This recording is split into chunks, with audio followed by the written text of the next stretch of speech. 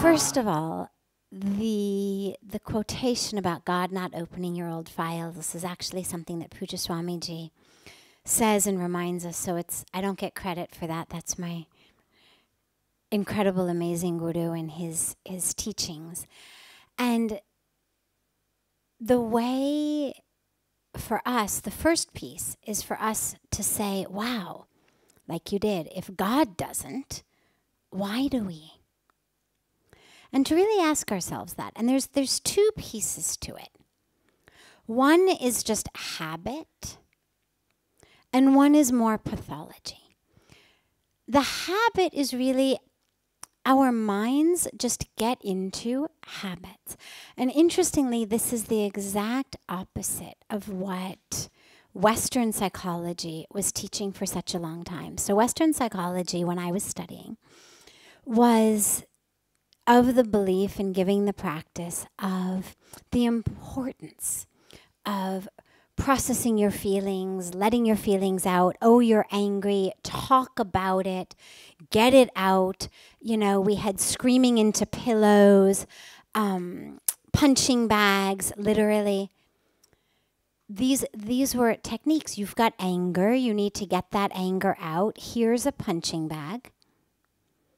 And depending on your therapist, literally, there would be, you'd draw pictures of who you were angry at and paste them on the punching bag. If it was pain and tears, you'd cry into pillows.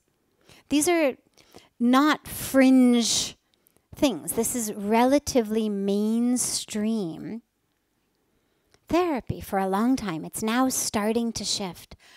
And the problem with that is that, and I speak this as someone who was on the receiving end of it as well as on the studying to become one of the givers of it, end of it, is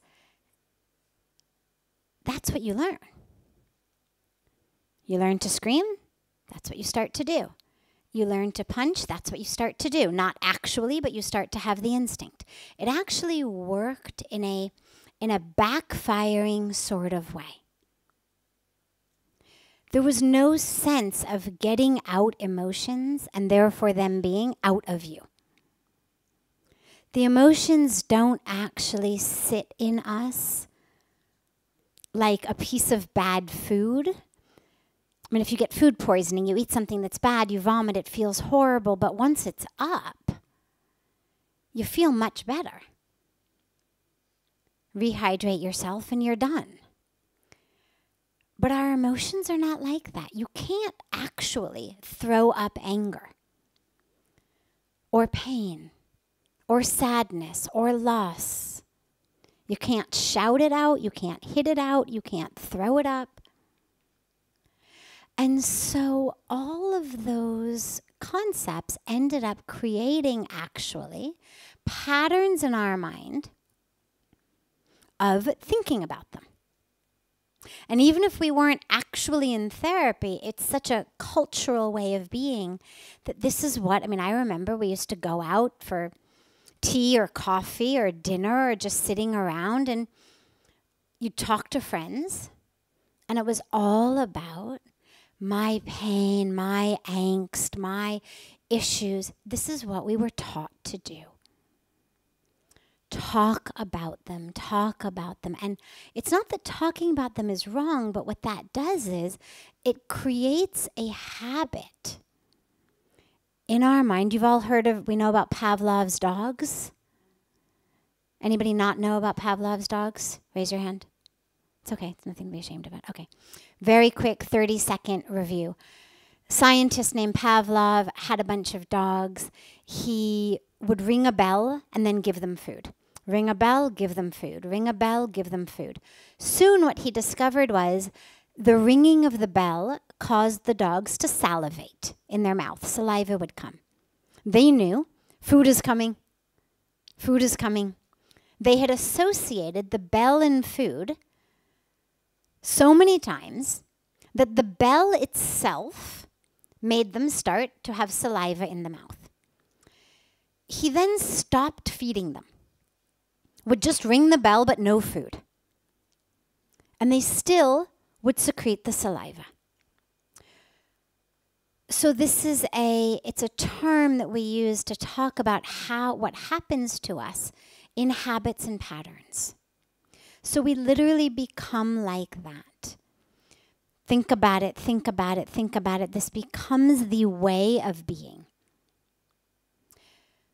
So we are taught to hold on to our old files. We're taught to bring them to dinner with our friends. We're taught to think about them. We're taught to do all of this to make them active members of our lives. This is the stuff that our relationships are built on. For me, at least, coming from the West, it's so interesting in India because that same culture is not here nearly as much. Not nearly as much. It's much more a culture of just, okay, it's over, okay, we move on. And in the very beginning, I remember thinking, oh, this is really simplistic. Like, don't they know the importance of processing? And what I realized very quickly is, oh, wait, they've got it so well. They really understand the dangers of overprocessing and how much we then identify with things. So the reason that we open up our old files so much, don't feel bad. You've been trained to do so. It's been deeply embedded in you to do so. And once you do it enough times, it happens automatically, like the dog salivating even with no food. You no longer need to remind yourself or have someone say, oh, tell me about that. How do you feel about that? It just automatically happens. We become literally over-processors, over-analyzers. And it's a dilemma and a tragedy that so many of us have.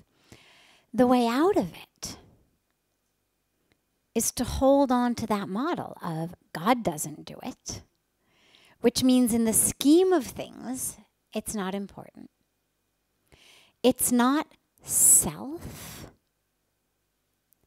Because the second part of that teaching of Puja Swamiji's of God doesn't open your old files is just when you go to him, that's enough. Well, what that means is you are not your files. See how he's distinguished. He hasn't opened your files. You go to him. You are not your files. You are not that which you've done. You're not that which has happened to you. You're not any of that. We're the ones who spend our lives with these files open going, oh my God, yeah, when I was 10, this happened. When I was 15, that happened. When I was 20, this happened. And then we use that file, we literally, metaphorically walk down the street of our life holding the file in our face, wondering why we keep falling down. Saying, see, my file says I always fall. Well, no, you fell once when you were 10, but you've held that file in your face since then, so naturally, you can't see where you're going, and you keep falling. It's not your stars that make you fall. It's not that there's something wrong with you. It's that you're so busy staring at the file of what happened then that you make it happen now. And so we say, okay, God, here are my files. And we literally give them. You know everything. And you can give them to Ganga. You can give them to the Yagna fire. You can give them symbolically at your own mandir. Doesn't matter. But just offer them. Enough.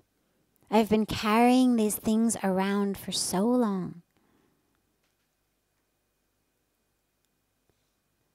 For so long, those of us who have moved residences a lot, you've got boxes of things that you just kind of keep carrying with you from residence to residence that you haven't opened literally in like 30 years.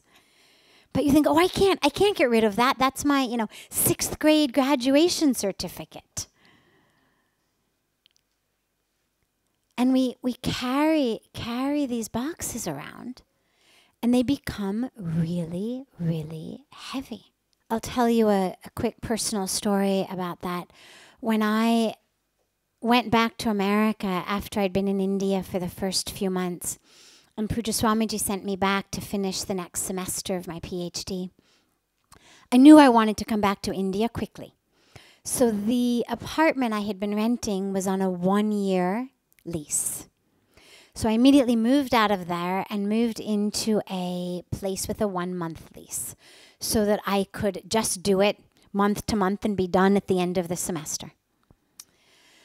So I'm packing and moving, and I call Pujya Swamiji one night, and I'm complaining and moaning and groaning. And he said, "What's the problem?" And I said, "Oh my God, I've spent the whole day moving, and the moving vans and the guys and the boxes, and oh my God." And I just went on and on. And he said, "How far is your new apartment from your old apartment?" And I said, "Oh, it's only about half a mile or so." And he said, "Well, that's very close." He said, "You could walk that in just 10 minutes. He said, what's the problem?" And I said, "Oh, well, the moving van and the guys and the boxes." And he said, "So the problem is your stuff." And I was forced to admit, yeah, the problem is my stuff. He said, "Because if you didn't have the stuff, you could just walk from your old place to your new place in 10 minutes and be done with it."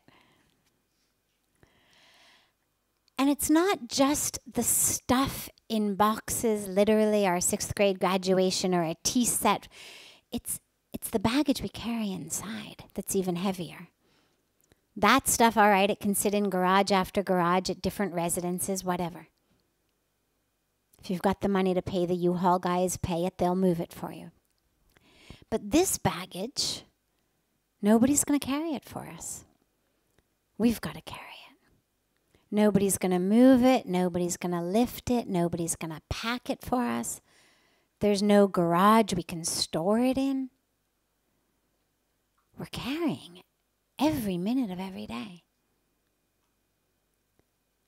And so to just literally say, "Okay, God, I'm enough. I want to be free." And the minute you actually make that decision, you're most of the way there. Because most of us actually hold on to it. And to simply be able to let it go, Ganga takes it, the Yagna fire takes it. But you've got to let it go.